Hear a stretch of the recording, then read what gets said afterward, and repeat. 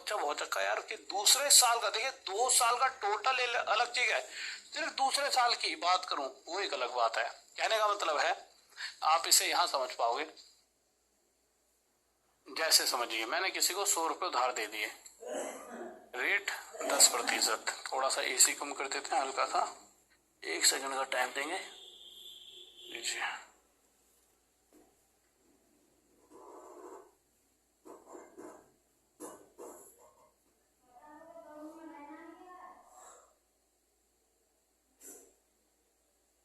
ठीक है आ जाइए। देखिए 100 रुपये उधार दिए, रेट 10% है, ठीक है। अब हुआ क्या, मैंने किसी को 100 रुपये उधार दिए। अब आपको ये समझ आएगा सीआई एक्चुअल में है क्या, चक्रवृद्धि ब्याज। देखिए आंसर निकालना आप सीख चुके हो, किसी भी क्वेश्चन निकाल लोगे, परंतु चक्रवृद्धि ब्याज एक्चुअल में किस तरह से दी जाती है या ली जाती है वो अब आप और बेहतर तरीके से समझ पाओगे। मैंने किसी को 100 रुपये उधार दिए और मैंने उससे कहा कि मुझे हर साल 10% ब्याज चाहिए, 10% यानी 1/10 हिस्सा ब्याज का चाहिए। होगा क्या, मैं उसको 100 रुपये देकर उसका 1/10 हिस्सा जब ब्याज का निकालूंगा तो इस 100 का 1/10 यानी पहले साल मेरे हाथ में 10 रुपये ब्याज के आएंगे, या नहीं भी लूं तो मेरा पैसे पर 10 रुपये का ब्याज बनता है, पहले साल का बनता ही नहीं बनता।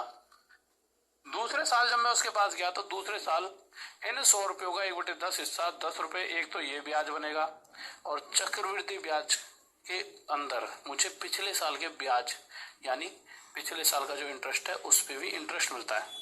पिछले साल का ब्याज कितना था 10, और इस 10 का भी 1/10 हिस्सा यानी मुझे 1 रुपए की ब्याज और मिल जाएगी। अब आपको कुछ बातें सीखनी होंगी। देखिए अगर बात होती सिर्फ और सिर्फ साधारण ब्याज की, तो साधारण ब्याज के केस में पहले साल मुझे 10 रुपये मिलते, दूसरे साल भी 10, उसमें कोई ना ब्याज पे ब्याज वाला कंसेप्ट ही नहीं है। यानी साधारण ब्याज कितना होता है 10 और 10 सिर्फ और सिर्फ 20 रुपए। परंतु परंतु किंतु बंधु चक्रवृद्धि ब्याज के केस में, सीआई के केस में मुझे यह 1 रुपये और एक्स्ट्रा मिल रहा है। चक्रवृद्धि ब्याज के केस में मुझे यह 1 रुपया और एक्स्ट्रा मिल रहा है।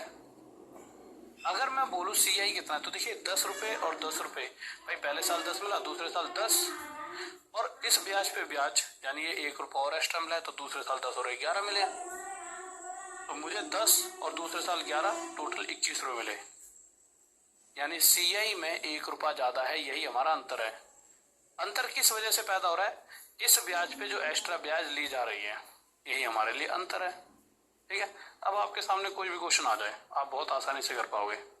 देखिए ये क्वेश्चन वैसे इस तरीके से करने का है नहीं, पर बस मैं आपको समझाने के लिए, 16 से 2/3% 1/6 होता है।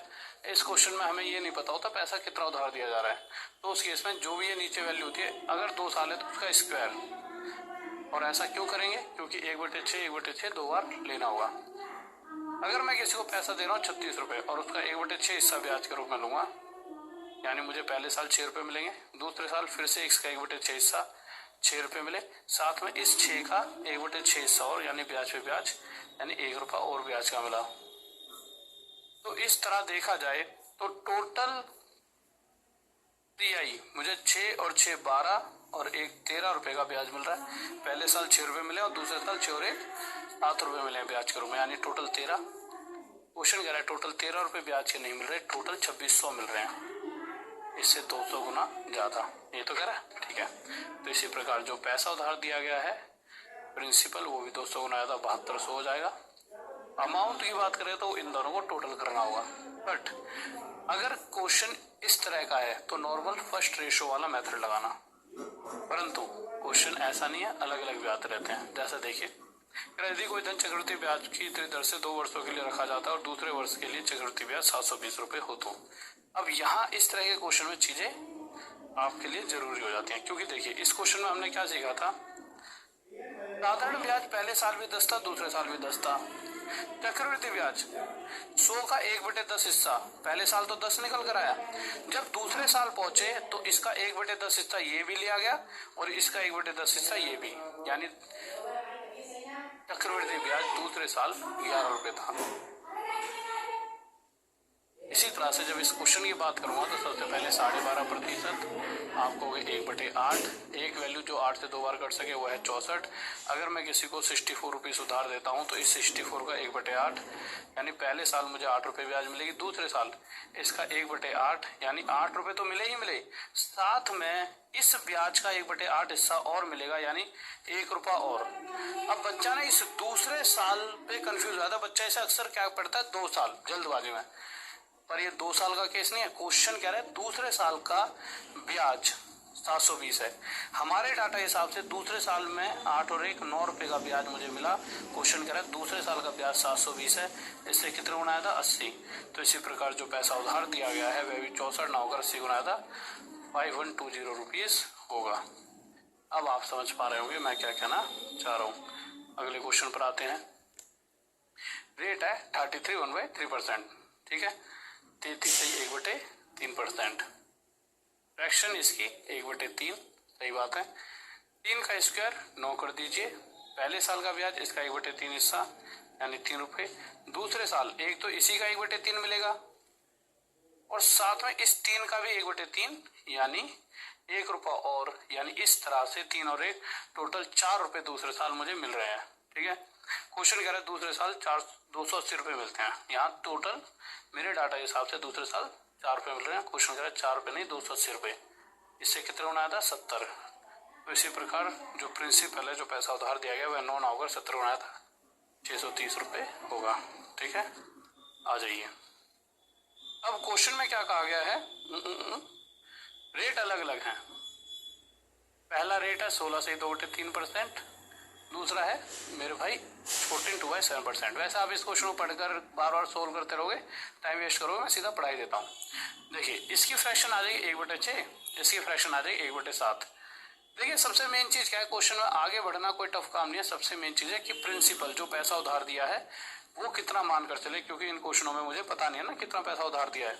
तो जितना अभी तक सीखा है उसके हिसाब से हम एक ऐसी वैल्यू मानते थे जो 3 से 2 बार कट सके। क्यों? क्योंकि देखिए 33 1/3% कितना होता है 1/3, पर ये ब्याज लगातार 2 साल के लिए ली जाएगी तो पहले साल भी 1/3 दूसरे साल भी, पर यहाँ पहले साल 1/6 और दूसरे साल 1/7 निकलेगा। पहले साल का रेट ये है, दूसरे साल का ये है।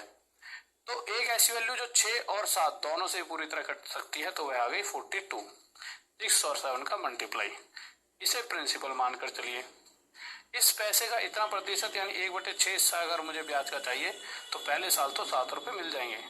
दूसरे साल देखिए पहले साल का रेट ये है, क्वेश्चन में साफ साफ दे रखा है दूसरे साल का रेट ये है, तो दूसरे साल इसके हिसाब से मैं ब्याज लूंगा।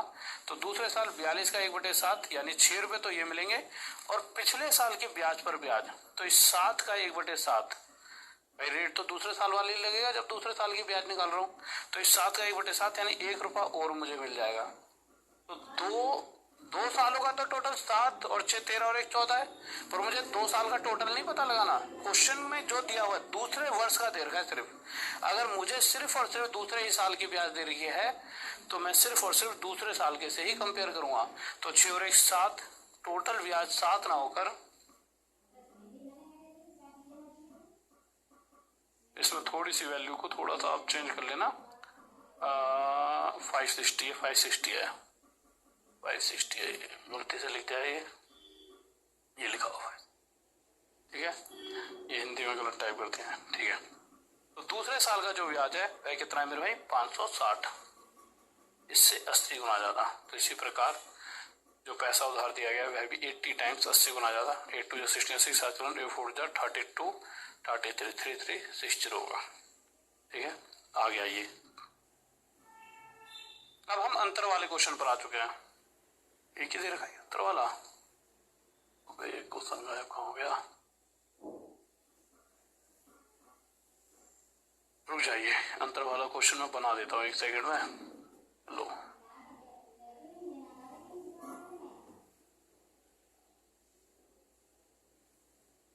आ जाइए। इस क्वेश्चन को करने से पहले एक क्वेश्चन तो आपको आना ही चाहिए, लीजिए लिख लो। प्रिंसिपल निकालना है, रेट है मेरे भाई आगे वाले में क्या रेट दे रखे हैं, 11 और 14, हम 16 ले लेते। चलो रेट 16 से 2/3% है। टाइम है आपका 2 साल, और CI और SI का अंतर है आपका 3 रुपये।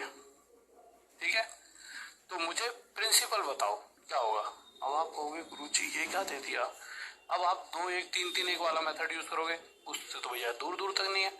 अब a + a + a × b upon 100 का मतलब क्या है, इसको 2 बार आपस में मल्टीप्लाई करो। भाई a × b अपॉन 100 वाला केस देखा आपने भाई। रेट अगर यहाँ पे रेट ये नहीं होती तो हम क्या करते, अगर यहाँ पे रेट ऐसे होती 2% तो हम क्या करते, 2 का स्क्वायर 4/100%, ये होता है अंतर। पर यहाँ तो रेट ही एकदम अलग है। अब आप फंस जाओगे। तो आप एक चीज समझिए, अभी भी समझाया था मैंने, इस पे आ जाइए थोड़ी देर के लिए फिर से। देखिए अगर बात होती है, इस पैसे को उधार दिया गया था, इसका 1/10 हिस्सा हमने ब्याज के रूप में लिया था, मुझे पहले साल 10 रुपए मिले थे, दूसरे साल फिर इसका 1/10 हिस्सा 10 रुपए तो मिले ही मिले, साथ में पिछले साल के 10 रुपए का 1/10 हिस्सा 1 रुपया और मिला। साधारण ब्याज 10 और 10 20 रुपए बनी, चक्रवृद्धि ब्याज 10 और 10 20 और 1 21 रुपए बन रही थी। चक्रवृद्धि ब्याज होता है कंपाउंड इंटरेस्ट, और साधारण ब्याज सिंपल इंटरेस्ट। तो SI से जो CI था वो 1 रुपया, ये 1 का गैप किस वजह से बन रहा था, ये 1 का गैप इसकी वजह से बन रहा था। और ये 1 क्या था, ये जो पिछले साल की ब्याज पर ब्याज ली जा रही थी, यही 1 रुपए का गैप एक्स्ट्रा बन रहा था। ठीक है, ओके। इसका मतलब अगर मैं 16 से 2/3% की बात करूं तो 1/6 होता है। जो पैसा उधार दिया गया नहीं पता, तो 2 साल का केस है तो स्क्वायर करेंगे, 6 का स्क्वायर 36। अगर मुझे इतने रुपए मैंने किसी को उधार दिए तो इसका 1/6 हिस्सा, पहले साल मुझे कितने रुपए की ब्याज मिलेगी, 6 की, दूसरे साल इसका 1/6 हिस्सा 6 रुपए तो मिलेंगे मिलेंगे, साथ में पिछले साल की ब्याज का 1/6 हिस्सा यानी 1 रुपया और मिलेगा। और CI और SI में जो अंतर पैदा होता है वो बस इतना है, CI के केस में इसके ऊपर जो एक्स्ट्रा ब्याज मिलती है वो एक्स्ट्रा है बस। यही मेरे भाई CI SI का हमेशा अंतर बन जाता है, क्योंकि 6 और 6 ये तो साधारण ब्याज में ही मिलेगा, चक्रवृद्धि ब्याज में बस ये 1 एक्स्ट्रा मिलता है। यही मेरा CI SI का अंतर है, यही मेरा CI SI का अंतर है। क्वेश्चन कह रहा है कि भाई साहब अंतर ये नहीं, अंतर तो 3 रुपए है, तो हम कंपेयर करेंगे, अंतर 1 नहीं अंतर 3 है, 1 से 3 गुना ज्यादा। तो जो पैसा उधार दिया गया है वह भी 36 ना होगा, उससे 3 गुना, 3 6 18 8 3 9 10 108 होगा। अब आप इस बात को समझ पाए होंगे। जैसे एक क्वेश्चन और कर लीजिए, कुछ रुपए उधार दिए गए, रेट चल रहा था 14 से 2/7% या फिर 33 1/3%, टाइम वही 2 साल था। क्वेश्चन में CI और SI का गैप दे रखा था इतना हमारे को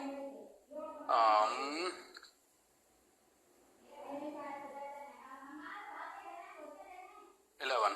प्रिंसिपल बताओ आप क्या करोगे, रेट ये दे रखा है इसका 1/3, एक ऐसी वैल्यू जो 3 से 2 बार कट सके, 3 का स्क्वायर 9, इसे आप मान लोगे प्रिंसिपल। पहले साल इसका 1/3 3 रुपए की ब्याज मिलेगी, दूसरे साल 1/3 3 रुपए की ब्याज मिलेगी। साधारण ब्याज में भी ये और ये तो मिलता ही है, परंतु चक्रवृद्धि ब्याज में इस पैसे पर एक एक्स्ट्रा वैल्यू और मिलती है, और रेट वही रही है, इसका 3 का 1/3 यानी 1, और यही 1 जो है CI और SI का गैप बन जाता है। और ये 1 नहीं है गैप, क्वेश्चन कह रहा है 11 है, इस 1 से 11 गुना ज्यादा। जो पैसा उधार दिया गया है वह भी 9 ना होकर 11 गुना ज्यादा 99 रुपए होगा। अभी मैं आपको ये वाला क्वेश्चन कराऊं, बट उससे पहले एक बार ये क्वेश्चन देख लीजिए। ठीक है, आ जाइए, इस क्वेश्चन को आप अभी ज्यादा अच्छी तरह से समझ पाओगे। क्वेश्चन क्या कह रहा है, यदि किसी धन पर किसी दर से 2 वर्ष का साधारण ब्याज 200 रुपए है और उसी धन पर उसी दर से उतने समय का चक्रवृद्धि ब्याज और साधारण ब्याज का अंतर 7 रुपए है, तो दर ज्ञात करें। आप इस क्वेश्चन को बहुत आसान तरीके से कर सकते हो। पहले तो आप थोड़ी देर तो परेशान रहोगे, पर परेशान होने जैसी कोई बात नहीं है। देखिए कुछ पैसे उधार दिए गए, ठीक है, अब वो जो पैसे उधार दिए गए हैं उनका 2 साल का साधारण ब्याज 200 रुपये। आपको अभी अभी मैंने बताया था कि मैंने किसी को कुछ रुपए उधार दिए थे, तो पहले साल साधारण ब्याज 10 मिलना था, दूसरे साल साधारण ब्याज 10 रुपये बन रहा था। साधारण ब्याज हर साल बराबर बराबर मिल रहा होता है, कितने दिनों मिलता रहे। अगर मैं इसका 1/10 ब्याज ले रहा हूँ पहले साल 10 रुपये, तो दूसरे साल भी 1/10 10 रुपये। साधारण ब्याज के केस में तीसरे साल भी मुझे 10 ही मिलेगा, चौथे भी 10 ही मिलेगा। यानी साधारण ब्याज हर साल बराबर बराबर मिल रहा होता है। इससे आपको क्या समझ आ रहा है? आप कहोगे कि गुरुजी इसका मतलब तो ये हो गया, अगर 200 रुपये किसी को मिले 2 साल में, तो सीधा सीधा है कि पहले साल 100 रुपये और दूसरे साल 100 रुपये के हिसाब से ब्याज मिल रही है। बात सही है? इसकी बात कर रहा हूँ साधारण ब्याज की, सिंपल इंटरेस्ट की। अगर मैं इसी से 400 रुपये ब्याज टोटल ले रहा हूँ सिंपल इंटरेस्ट, तो कैसे कैसे, और वही 2 साल में, तो इसका मतलब है पहले साल मैंने 200 रुपये ब्याज में मिला होगा और दूसरे साल में मुझे 200 रुपये ही ब्याज का मिला होगा। बात सही है? ठीक है, अब मैं आगे आता हूँ। देखिए, अगर मुझे 300 रुपये 3 साल में मिल रहे हैं, इसका मतलब क्या है? और 3 साल में मुझे उधार दिया है, उस पर पहले साल 100 रुपये की ब्याज और दूसरे साल भी 100 रुपये की। पर क्वेश्चन कह रहा है CI और SI का अंतर कितना है?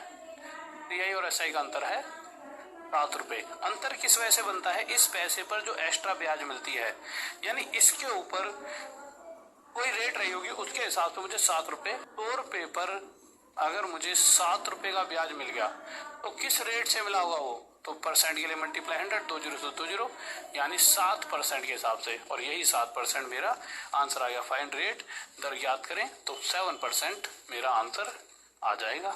इतना आसान था क्वेश्चन में, कोई भी एक ऐसा टाइप नहीं बचा।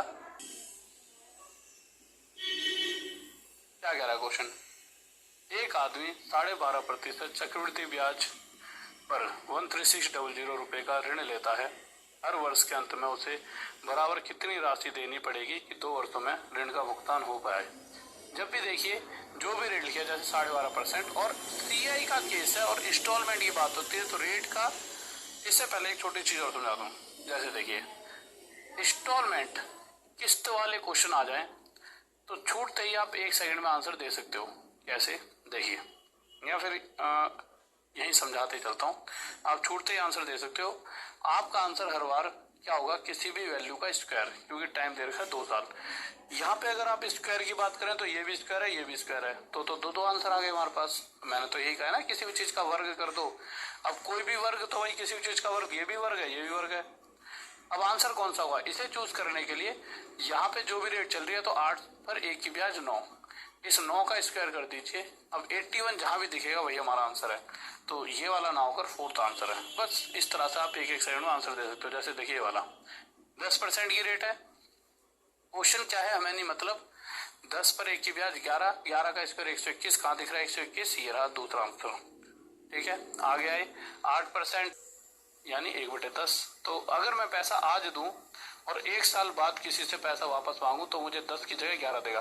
परंतु अगर मैं पैसा आज दूं और सीधा 2 साल बाद उससे पैसा मांगू, तो 10 का स्क्वायर यानी 100 और 11 का स्क्वायर यानी 121। यानी अगर मैं पैसा उसे आज दूं और 2 साल बाद वापस लूं, तो किस रेशो में पैसा मिलेगा? तो 100 रुपये देकर 121 रुपये वापस मिल जाएंगे। अब मैंने यहाँ देखा कि मैं 10 देकर 11 ले सकता हूँ 1 साल बाद, या 100 देकर 2 साल बाद सीधा 121। पर क्वेश्चन चाह रहा है 2 बारी में पैसा मिले और दोनों बारी में पैसा बराबर बराबर मिले, यानी ये दोनों वैल्यू बराबर हो। तो इसके लिए इसको 11 से मल्टीप्लाई, ये भी 121, ये भी। ऐसा करते समय यहाँ भी 11 से मल्टीप्लाई करना होगा, क्योंकि रूल क्या कहता है, इन दोनों में कुछ भी मल्टीप्लाई हो, मतलब यहाँ पे हो तो यहाँ पे होगा। ये तो बन गया 121 और ये बन गया 110, कंडीशन भी सेटिस्फाई। पहली किस्त भी 121, दूसरी भी 121। ये भी यहाँ पे इस हिसाब से, अगर मैं पहले और दूसरी बार दोनों किस्तें जब बराबर बराबर ले रहा हूँ, उस केस में 0, 1, 210 रुपये दिए होंगे। क्वेश्चन कह रहा है जो पैसा दिया गया है वह मेरे भाई कितना है? इतना। ये पैसा नहीं दिया गया, पैसा जो उधार दिया है वह इतना है। इस वैल्यू से वैल्यू कितना गुना जाता है? 100। तो जो ईच इंस्टॉलमेंट है, अब किसी के साथ भी मल्टीप्लाई हो तो ईच इंस्टॉलमेंट 100 गुना ज़्यादा 12100 की होगी। इसीलिए हमारा आंसर ये आ रहा था। पर इस इतनी बड़ी मेहनत की जगह अगर आपका एग्जाम है और इंस्टॉलमेंट पूछे, ध्यान से सुनना, इंस्टॉलमेंट यानी किस्त पूछे तो 10 पर 1 की ब्याज 11, जो ये वैल्यू है इसका स्क्वायर कर दो, डायरेक्ट हमारा आंसर हर बार। परंतु अभी हम इस तरह के क्वेश्चंस पर जा रहे हैं